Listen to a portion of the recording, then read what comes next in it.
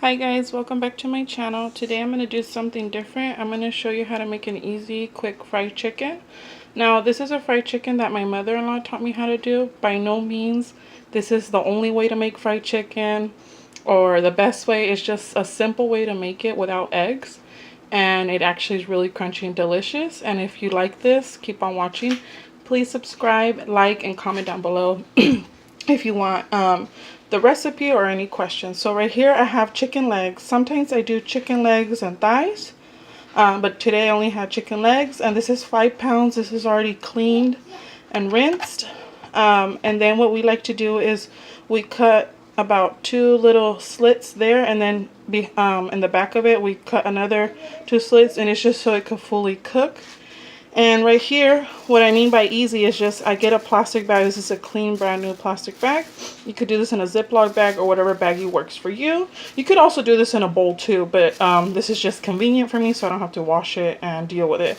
Now, I have flour here and pepper just because it's easier to pour with my hands without holding the camera. But right here, I have 2 cups of flour. I usually don't measure it.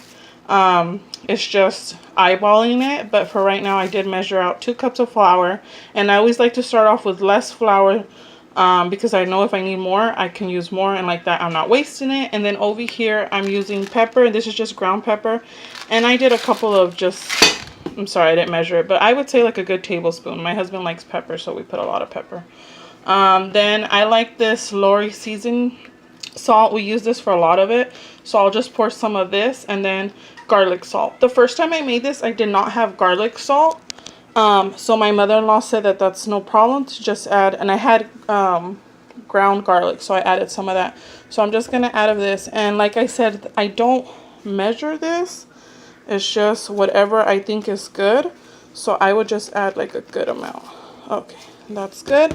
And then obviously when I cook the chicken, if I know it needs a little bit more like salt or seasoning, I could always add a little bit of salt on top. Okay, that's a good amount.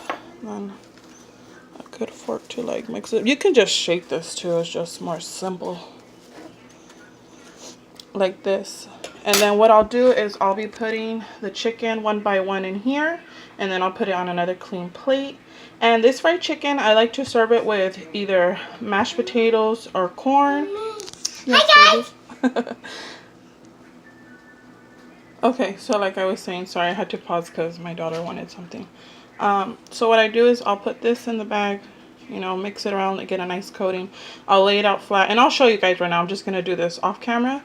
And then I like to sprinkle a little bit of this on top, just like a light coating. Gives it a nice color, and just make sure sometimes it's like doesn't taste like it needs a little bit more salt, so I always add that. So like I said, it's always like an eyeball. Just kind of go with it. I know what how much amount, but if you guys do want the measurements, I could figure that out next time, and I could put them down in the description. So like I said, I make mashed potatoes with this, so I just boiled my potatoes already. I have them on my table cooling down. I'm gonna peel those potatoes. I'm gonna mash it with a good amount of butter, salt, pepper, and then some milk. Just simple mashed potatoes. And then we'll either do corn on the side, a salad, some broccoli, or we'll see what kind of veggie we do. I also make a salsa, and if you guys are interested in learning how to make a salsa, I can make another video. Just comment down that below. And also to either with rice or something.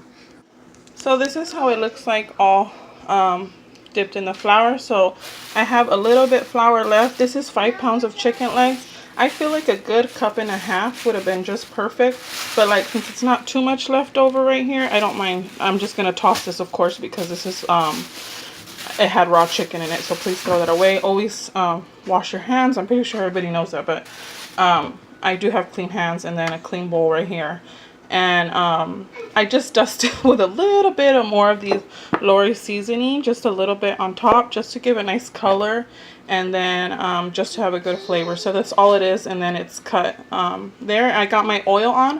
What I'll do is we'll cook this. I'm gonna have my husband deep fry them for me, and we do about half oil in our pot and pan, and then we cover it with a lid 10 minutes per each side.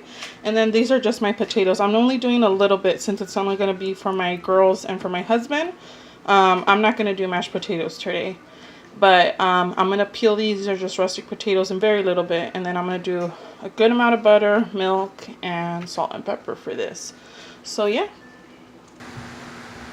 So right here, I already peeled my potatoes and I mashed them, and I'm not going to be eating mashed potatoes because when I make mashed potatoes now, if you don't want to see this, close your eyes, fast forward what, but I'm adding a good amount of butter. I'm sorry guys. Usually that's why I try to make baked potatoes instead, but in order to make a good mashed potatoes in my house, you have to add a good amount of butter. And this is the Kerrygold butter right here. Then I'm going to add some salt and pepper, and then some milk. And then my mashed potatoes, I just always eyeball it. Here's some milk going in. And then my family doesn't like it like super creamy. You know, just a good mash. I'm using like a spatula right now when I shouldn't. But I'm just going to keep mixing this, smashing this in, put some salt and pepper, and then I'll show you guys when it's done. Okay, now these are almost done. I did make them a little bit more creamier than I normally would, but it is still chunky, and that's the way my husband and my girls like it. But if you want it more creamier, add a little bit more milk, smash it down more better. But this is good. Usually we do like it more on the thicker side, not as creamy, but hey, they'll still eat it. They'll like it this way. And super simple to make mashed potatoes if you don't know how to make mashed potatoes. Boil potatoes for a good 45 minutes, you know. Poke some holes in it with a knife so they won't like crack. Some people add salt to the water. I've heard that helps too. I didn't do that.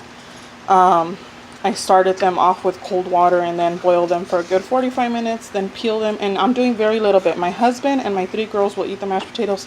I am not. I suggested we do baked potatoes since we're eating fried chicken, but hey, they're like, no, we're eating fried chicken, we want mashed potatoes too. And I'm like, okay, that's fine. So I'm gonna turn this off, and these are done. And then my husband's gonna help me make the fried chicken right now, and then I'm gonna get ready for him to take this to lunch because he's going to work.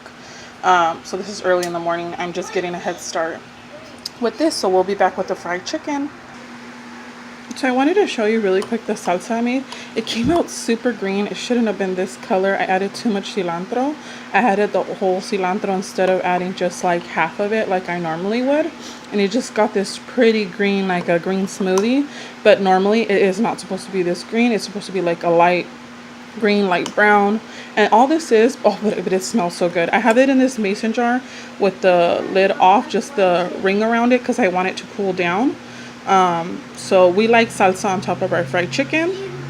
And then all this is tomatillos, chile de árbol, garlic boiled, and then blended up with a little bit of that water, and then some salt. And then in the blender I add the fresh cilantro in there. But like I said, I added too much because this, I would think this is a green smoothie.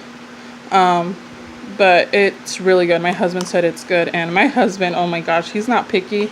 He just was blessed with a wonderful mother.